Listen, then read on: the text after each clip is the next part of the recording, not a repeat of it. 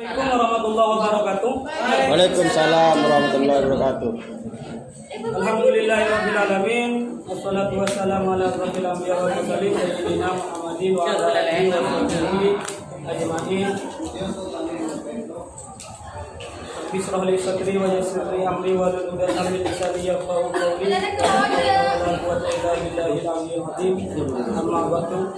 Kami di sini dengan tim kami yang jumlahnya ada 4 orang akan mempresentasikan tentang Mafhum Ulumul Quran, yang mana pada kesempatan kali ini kami diberi tugas untuk menjelaskan tentang surah Madaniyah atau Makkiyah dan ciri-cirinya, yang mana keduanya ini adalah hal yang penting yang harus kita ketahui biar kita bukan hanya bisa membaca Al-Quran tapi juga bisa memahami dan mencermati apa isi dari kandungan Al-Quran. Kami mulai dari pembahasan takrif atau definisi terlebih dahulu, karena kalau kita tidak kenal maka kita tidak sayang. Selain tidak tahu. Pengertian Makkiyah atau Madaniyah ditinjau dari asal kata al-Makki, berasal dari kata Mekah, dan bisa kita cerna sekarang bahwasanya ketika surah dalam Al-Quran itu jenisnya al-Makki atau surah Makkiyah, maka bisa kita cerna bahwasanya surah itu turunnya di Mekah. Tapi jangan kita fokus pada itu, nanti kita jelaskan. Dan yang kedua ada ungkapan yang berbunyi al-Madani atau surah al-Madaniyah. Surah al-Madaniyah kalau kita lihat dari bahasanya adalah Madinah. Berarti kedua kata tersebut berasal dari Madinah dan Mekah, yang bersifat Madinah dan bersifat Mekah. Dengan demikian, istilah tersebut menjadi lazim di kalangan para ulama untuk memudahkan dalam memahami dan mengimplementasikan. Ya, begitulah tentang ilmu tafsir Al-Quran. Yang menjadi pengertian Makki ialah ayat atau surah yang diturunkan dan dengan ciri-cirinya terdapat kisah perjalanan Nabi dan umat terdahulu. Salah satu contoh bunyi ayat Makkiyah adalah terdapat dalam kalimat ya ayyuhan nas. Dan contoh ayat tentang Madaniyah adalah terdapat dalam kalimat ya ayyuhalladzina amanu. Dari sasaran ayat yang turun, perbedaannya kalau Makkiyah menggunakan lafaz atau khitab ya ayyuhan nas. Berarti di situ bisa kita spesifikkan itu adalah Makkiyah. Kalau ayat itu berawalnya lafaznya atau khitabnya berbunyi ya ayyuhalladzina amanu, berarti itu adalah ayat atau surah Madaniyah. Sedangkan yang menjadi perbedaan lain secara umumnya adalah bahwa surah dan ayat Makkiyah membahas beberapa hal yang terkait kepada tauhid, janji dan ancaman, serta akidah dan akhlak.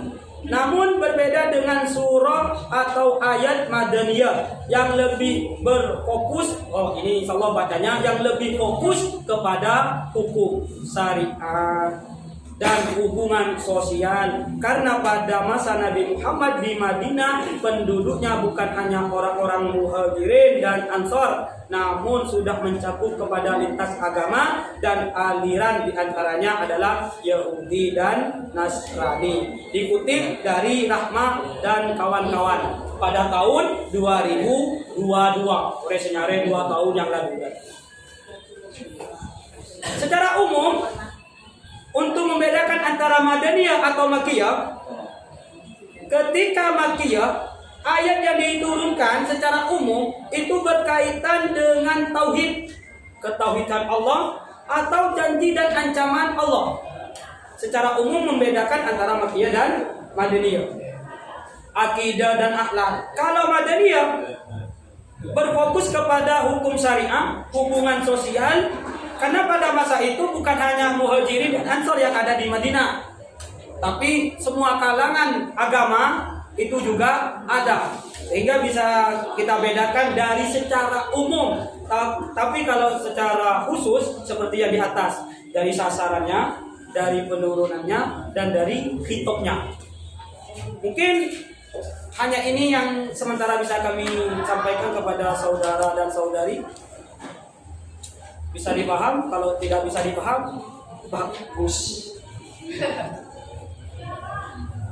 Mungkin ada pertanyaan sebelum kami lanjut dari sisi ciri-ciri perbedaannya. Oke, silakan saudara yang di pojok. Perkenalkan namanya siapa? Nama saya Syaiful Bahri.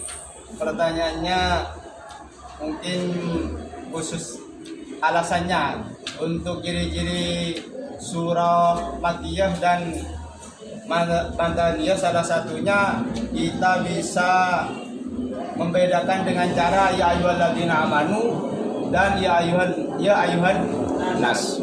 Mungkin ada beberapa alasan mungkin dari pemateri mengapa Allah itu membedakan hal tersebut. Kenapa? Sedangkan tadi untuk di Madinah itu bukan hanya orang mukmin saja, ada yang ada yang agama Nasrani gitu. Tapi kenapa harus ya ayyuhalladzina amanu?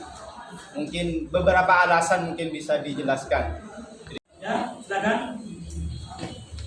Assalamualaikum warahmatullahi wabarakatuh. Materi yang mau ditanya yaitu apakah untuk perbedaan ayat Madaniyah dan Makkiyah itu terdentik dengan diawali kalimat ya ayyuhan nas atau ya ayyuhalladzina amanu? Karena di surah pertama Al-Fatihah itu turunnya di Mekah yang bunyinya alhamdulillah, dan di ayat kedua yaitu Al-Baqarah turunnya di kota Al-Madinah yang bunyinya alif lam. Apakah yang dimaksud oleh Pak Materi itu perbedaan antara Al-Madaniyah dan Al-Makkiyah itu terdentik dengan lafaz An-Nas dan Alladzina amanu? Minta tolong penjelasannya. Ustaz, tanya. Surat yang diturunkan di Madinah, tapi isinya itu menjelaskan tentang suatu sebelum hijrahnya Nabi. Apakah itu masuk surat Madaniyah atau surat Makkiyah? Seperti contoh, di sini saya ingin membacakan satu ayat. Wa idh yamkuru bikal ladzina kafaru liyuthbituka aw yaqtuluka aw yukhrijuka wa yamkuruna wa yamkurullah. Itu masuk pada Makkiyah atau Madaniyah. Terima kasih. Kenapa dan hitop itu dari Allah, bukan Allah yang mengkhususkan ini Madaniyah dan Makkiyah. Tapi cara kita bisa membedakan apakah ini Madaniyah, apakah ini Makkiyah. Dan perbedaan ini kami katakan ya tadi ciri-ciri khas. Tentu dari bahasa ciri-ciri khas ini tidak bisa kita patokkan kalau ya ayyuhalladzina ini berarti kalau bukan itu masuk apa? Nah, cara kita membedakan ketika ada ayat ya ayyuhalladzina amanu dengan ya ayyuhalladzi ya ayyuhan nas. Ini ciri khas daripada kita membedakan. Oh, kalau amanu itu Madaniyah, kalau ayyuhan nas itu Makkiyah. Alasannya, di antara alasannya dari kitab Allah, karena di Mekah, kenapa menggunakan ya ayyuhan nas? Karena cara kita ketahui di Mekah itu Rasulullah menyebarkan Islam dengan cara bisir.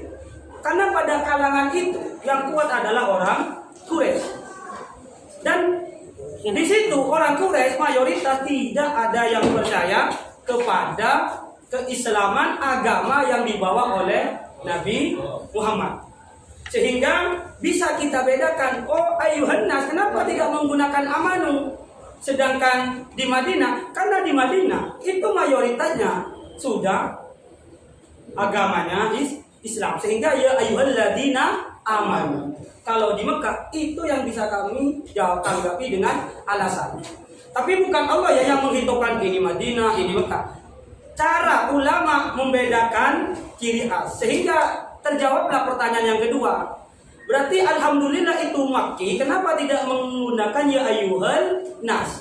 Kami jawab, itu ciri khas ketika kita ingin mengetahui apakah ini Madaniyah, apakah ini Makkiyah. Secara umum ayat itu diturunkan di mana dan difokuskan oleh ulama ada dua. Ada Makkiyah, ada Madaniyah. Ternyata pembagian itu ada 4, ada di sekitar Mekah, ada di sekitar Madinah, dan tidak ada ayat yang diturunkan di lain 2 tempat itu. Karena Rasulullah pada tahapan itu hanya berperan di Mekah karena tempat kelahirannya. Setelah tidak kuat dengan keadaan orang Quraisy yang sering menindas dan takut kekhawatirannya Rasulullah kepada umat Islam, maka beliau oleh Allah diperintahkan untuk hijrah. Pada waktu itu Rasulullah tidak berani keluar karena tidak menerima perintah langsung oleh Allah untuk hijrah. Nah, pada waktu itu orang Quraisy mendengar bahwasanya Nabi dengan rombongannya pengen pergi kepada Madinah. Yang berangkat duluan diantaranya adalah Sayyidina Umar atau sahabat yang lain. Yang tinggal dengan Rasulullah adalah Abu Bakar, Sayyidina Ali. Yang tidak berangkat ikut rombongan yang pertama. Baru di setelah itu bahwasanya Allah memberikan izin untuk Nabi Muhammad untuk ikut hijrah, ikut rombongannya. Barulah di situ Islam kuat sehingga kejadian Islam makin jaya dan dikuatkan setelah Islam menaklukkan kota Mekah. Karena kekuatan Islam pada waktu di Mekah itu tidak terlalu kuat. Sehingga bisa kita untuk ciri khasnya saja ya. Artinya ciri khas untuk membedakan fakultas ini dengan yang lain apa? Ciri khasnya itu kan ada. Tapi semua bukan itu menjadikan patokan. Oh berarti fakultas ini seperti ini, fakultas itu seperti itu. Kalau duanya sama, bagaimana cara kita membedakan? Maka saya simpulkan ini ciri khas atau bahasa Maturan khusus, cara membedakan secara khusus. Berarti Quran itu diturunkan di Mekah, di Madinah, dan yang ketiga di sekitar Mekah. Contoh, ketika diturunkan di Kuba, ya kan ya?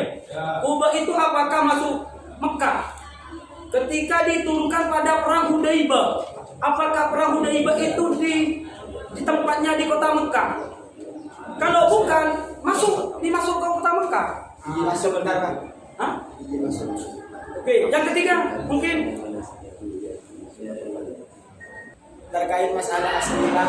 Yang pertama, di mana jawabannya jenengan itu Al-Quran diturunkan dalam 4 tempat.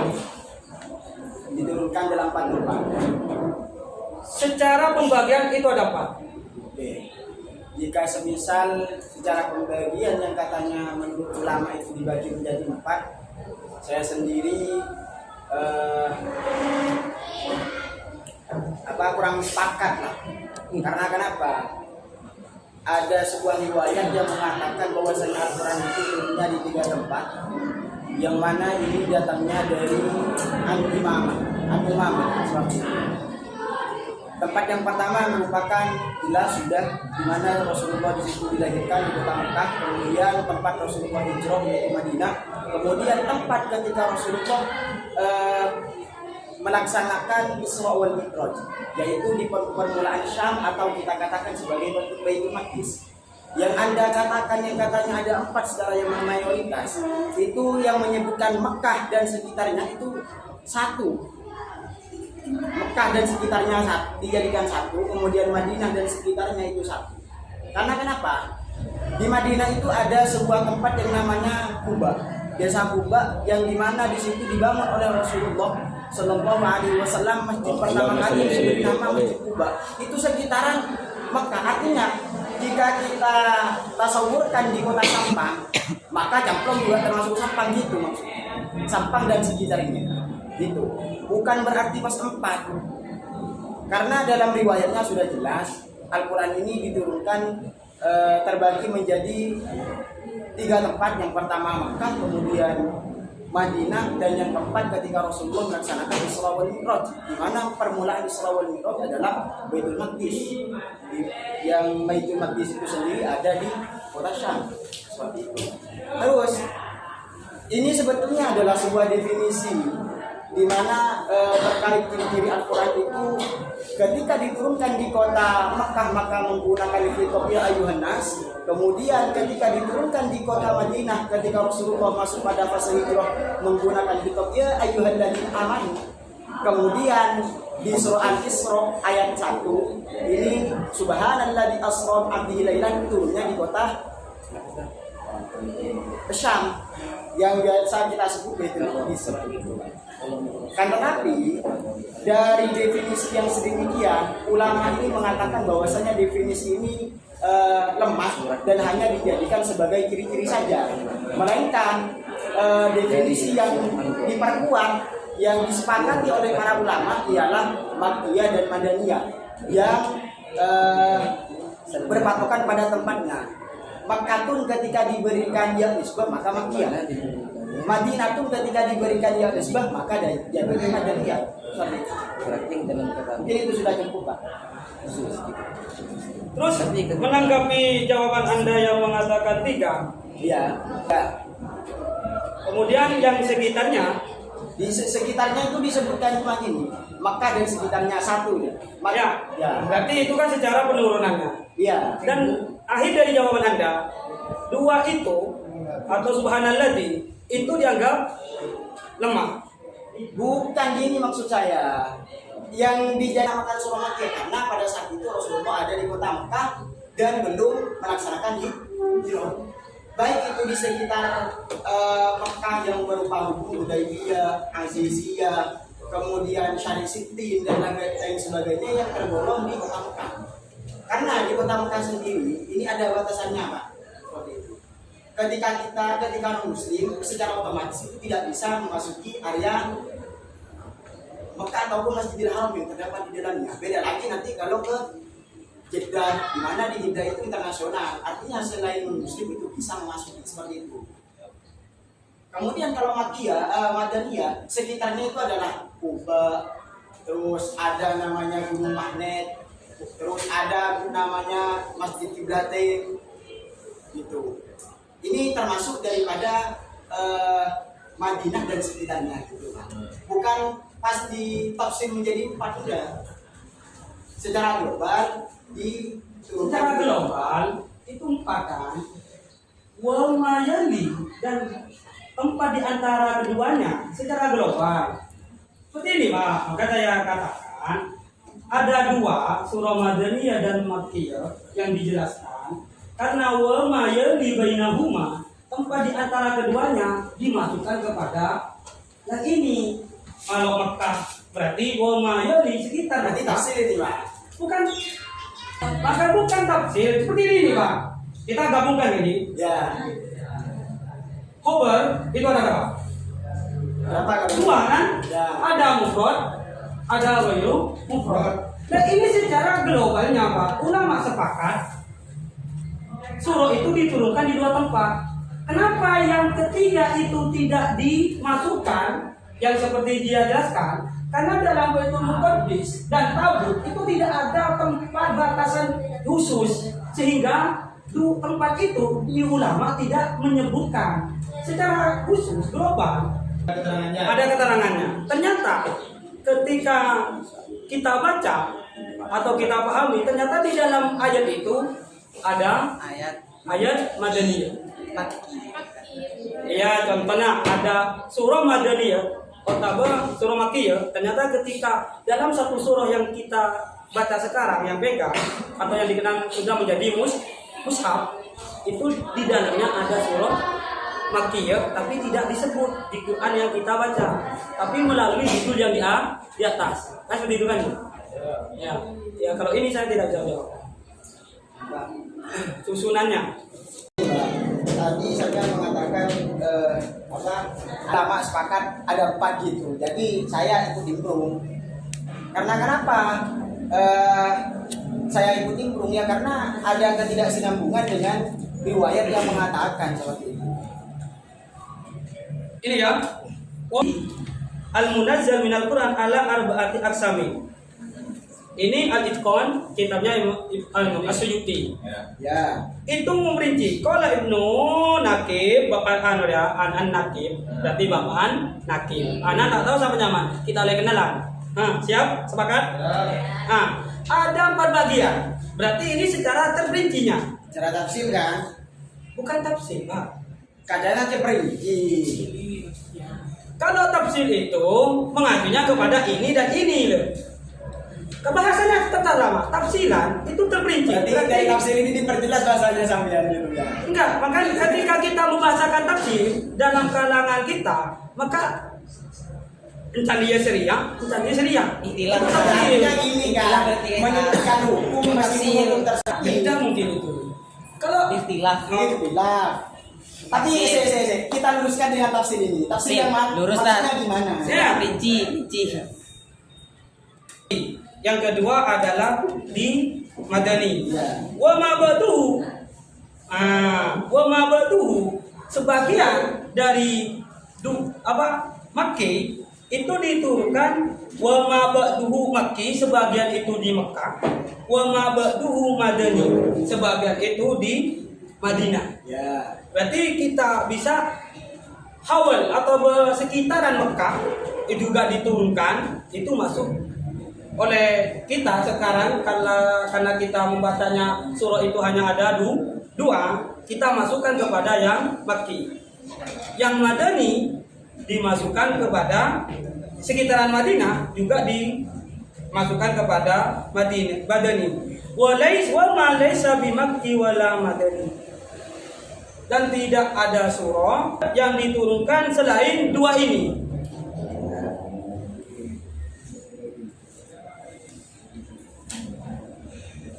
Bisa dipahami? Lanjut. Membawa ini dan sampai menjelaskan domisilinya itu bukan berarti Kanjeng Nabi itu berdomisili di Mekah. Nah, ayat yang dulu waktu Isra itu dihitung pada tempat tinggalnya Nabi. Waktu itu Nabi Muhammad berada di pada saat maka di saat Isra itu perjalanan antara Mekah dan Syam. Dari Mekah ke Syam itu namanya Isra. Berarti ayat yang diturunkan di saat Nabi Muhammad Isra itu maksudnya ke hitungan Mekah, Makkiyah. Karena bukan di dalam tempat masih di dalam. Seandainya tidak menggunakan domisili nisbatnya, maka ada nama surah lain yang disebut Syamiyah atau Muqaddasiyah. Muhammadiyah. Berarti kan mengacu pada domisili kan? Ya, betul. Sudah. Artinya ketika semisal ada ada satu ayat yang diturunkan pada saat di Madinah. Iya kan? Ya. Apakah ayat tersebut dinamakan sebagai ayat yang turun Makkiyah? Tidak. Karena apa? Rasulullah pada saat itu hanya ziarah ke Makkah. Tapi domisilinya tetap di Madinah. Sudah Muslim. Nah, pertanyaan selanjutnya. Dia sendiri belum puas dengan jawabannya. Yang mana, Pak?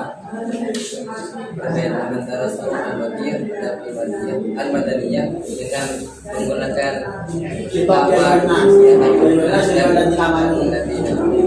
Berarti kalau dikategorikan begini, kata tadi Ini rancau lah.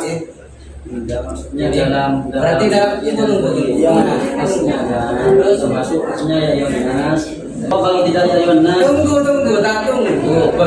Karena dia mau berhenti aja, Bu. Ini ternyata Imam Zarkasi. Ya, Pak. Imam Zeki juga. Kalau katanya saya sendiri dalam konteks membedakan surah Al-Makkiyah dan Al-Madaniyah. Dalam artian, berarti kalau lafaz alladzina amanu diperuntukkan untuk kaum yang Muhammad di umum saja. Tunggu. Berarti kalau lafaz an-nas secara umum kan an-nas dalam konteks an-nas, lafaz an-nas. Kalau kita dijabarkan lagi ke asbabun nuzulnya, kenapa surah Al-Baqarah turun? Itu diceritakan karena turunnya di kota Al-Madaniyah, di Madinah. Itu terjadinya turun surah Al-Baqarah karena di asbabun nuzulnya terjadi sahabat yang namanya Salman Al-Farisi itu sedang bersedih. Yang mana dalam artian di dalam surah Al-Baqarah terjadi lafaz innal ladina amanu wal ladina hadu. Di situ ketika digabungkan dengan lafaz Al-Makkiyah di mana di surah Al-An'am terjadi di asbabun nuzulnya itu mengisahkan tentang tindakan Abu Thalib yang membela Nabi Muhammad dari gangguan kaum musyrikin, sedangkan ia sendiri enggan mengikuti ajaran beliau dan tetap memilih jalan kekafiran. Berarti dalam konteks An-Nas dan Alladzina amanu berarti tidak ada perbedaan menurut saya. Karena di asbabun nuzulnya sama-sama menerangkan tentang kaum Nabi Muhammad sallallahu alaihi wasallam. Maka saya katakan tadi banyak dan ini secara keseluruhan ya. Kami kenapa pokok kepada ini? Karena ini tugas kami sekarang. Tugas kami untuk menjelaskan ciri-ciri khasnya. Kalau kita secara umum, Mungkin begini, enggak maksudnya makanya saya katakan ini ciri khas secara umum. Artinya ketika kita mau membedakan antara Madaniyah dan Makkiyah secara khas, ciri-ciri khasnya kalau ayuhan nas itu Madani, Makki. Kalau ya alladzina amanu itu Madani. Dan tidak untuk kemungkinan. Kenapa? Karena dalam Imam Suyuti pun dijelaskan bahasa itu semuanya bisa dipatahkan dengan karena ada ayat Al-Quran yang diturunkan di Mekah tidak menggunakan bahasa ya ayuhan nas. Tidak usah kita menjelaskan asbabun nuzulnya karena ada ayat yang diturunkan di Mekah itu tidak bahasa ya ayuhan nas, ada bahasa lain. Cuma sekarang cara membedakan kita ciri-ciri khasnya itu kalau amanu kebanyakannya di Madinah, kalau ya ayuhan nas kebanyakan di Mekah. Kesimpulannya surah itu ada dua atau ayat. Dari kedua-duanya ini kita bisa membedakan dari ciri-ciri khasnya. Di antaranya kalau Makki hitopnya itu menggunakan ya ayuhan nas, kalau Madani ya ayuhan ladzi amanu. Mungkin hanya itu yang bisa kami sampaikan pada presentasi sore hari ini. Kurang lebihnya kami mohon maaf. Akhirul kalam. Wassalamualaikum warahmatullahi wabarakatuh. Waalaikumsalam.